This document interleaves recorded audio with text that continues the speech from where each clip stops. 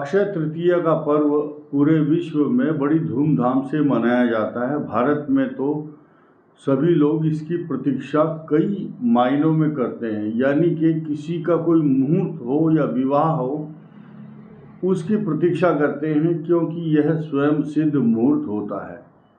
और अक्षय तृतीया के दिन जो भी काम करते हैं उसका कई हजार गुना फल प्राप्त होता है। अगर इस दिन कोई व्यापार करेगा तो उसमें बहुत लाभ होता है। इसके साथ साथ कोई पूजा पाठ, जप, तप, दान तथा पुण्य कार्य करता है तो उसका कई करोड़ गुना फल प्राप्त होता है। इसीलिए इसका नाम रखा गया है अक्षय तृतीया, जिसका किया हुआ कार्य कभी क्षय यानी कि नष्ट नहीं होता, ऐसी यह तिथि है। वर्ल्ड में सबसे अधिक विख्यात प्रसिद्ध यह पर्व किस बात के लिए जाना जाता है? लोग विवाह करते हैं, मकान के मुहूर्त की प्रतिष्ठा करते हैं और जिस दिन जो भी कार्य करना हो वो उस दिन करेंगे तो सिद्ध होता है।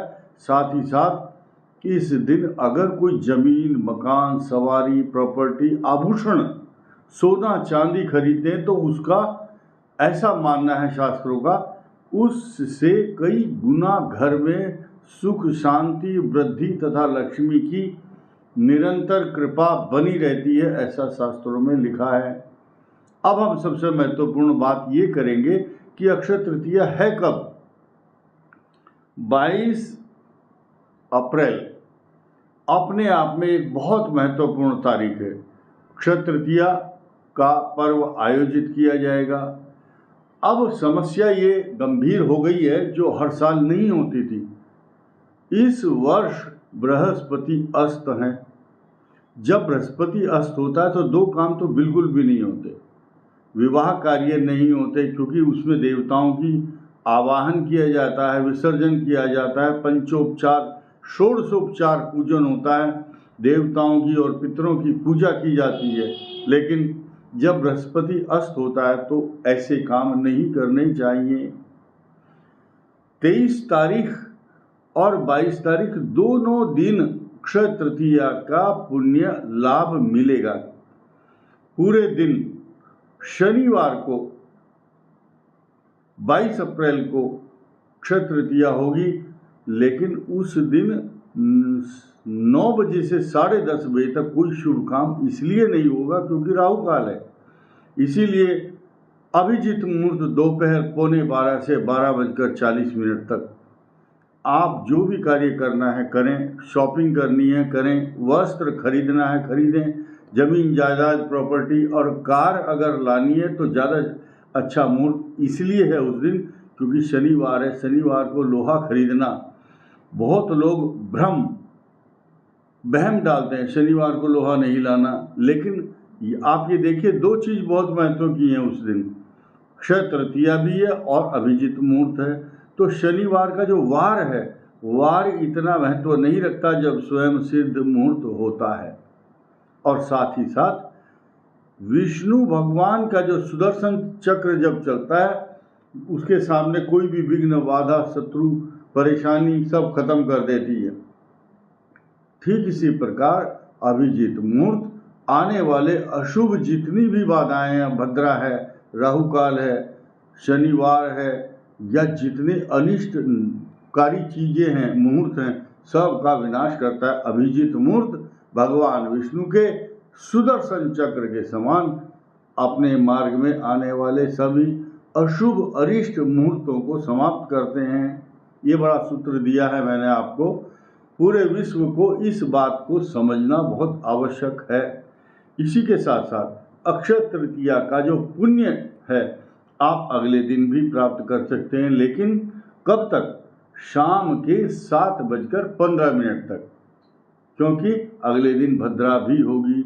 उदया तिथि तृतीया होने के कारण पूरे दिन अक्षय तृतीया का पूरा लाभ आपको प्राप्त होगा। धन एकत्र करना, सोना इकट्ठा करना, गंगा में स्नान करना, गरीबों को दान देना, नया वस्त्र धारण करना, और अगर कोई बीमार है उस दिन मेडिसिन शुरू करता है तो भी वह मेडिसिन उसके लिए अमृत के समान लाभ देती है।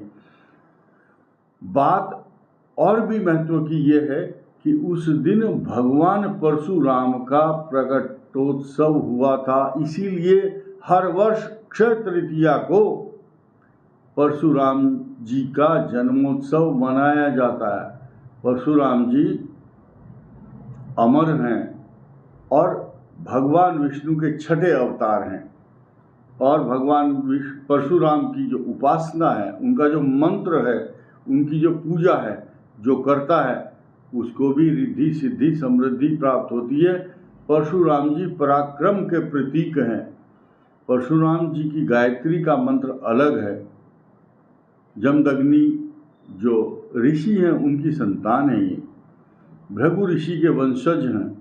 तो इनकी जयंती ना कह करके जन्मोत्सव इसलिए कहा जाएगा क्योंकि परशुराम जी अवतारी हैं और उनका जन्मदिन भी जन्मोत्सव अक्षय तृतीया के दिन मनाया जाता है।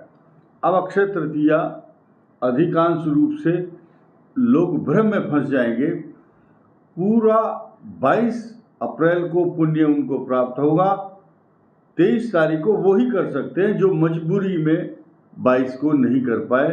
23 को भी वो कोई जो भी पुण्य कार्य करे और 23 को भी उनको उतना ही लाभ मिलेगा जितना 22 को मिलेगा। लेकिन बात बहुत महत्वपूर्ण और पते की बात यह है कि बृहस्पति अस्त होने के कारण मंदिर की प्राण प्रतिष्ठा या देवताओं की प्राण प्रतिष्ठा करना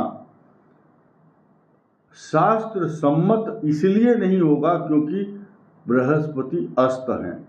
3 मई के बाद जब बृहस्पति उदय होंगे उसके बाद शुभ कार्यों का शुभारंभ होगा, और बृहस्पति उदय होने के साथ साथ जब मेष राशि में आएंगे तो गुरु चांडाल योग तो बनेगा ही, लेकिन 22 तारीख को ही चांडाल योग बन रहा है क्योंकि बृहस्पति 22 को ही मेष राशि में आएंगे और राहु के साथ मिलन होगा।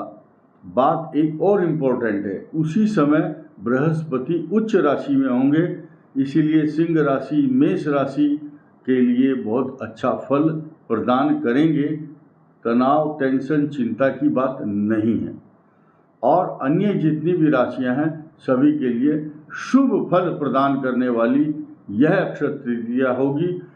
कर्क, वृश्चिक और मीन के लिए 7.5 और ढैया होने के कारण कुछ उतार चढ़ाव, परेशानी, तनाव, चिंता आदि रहेगा।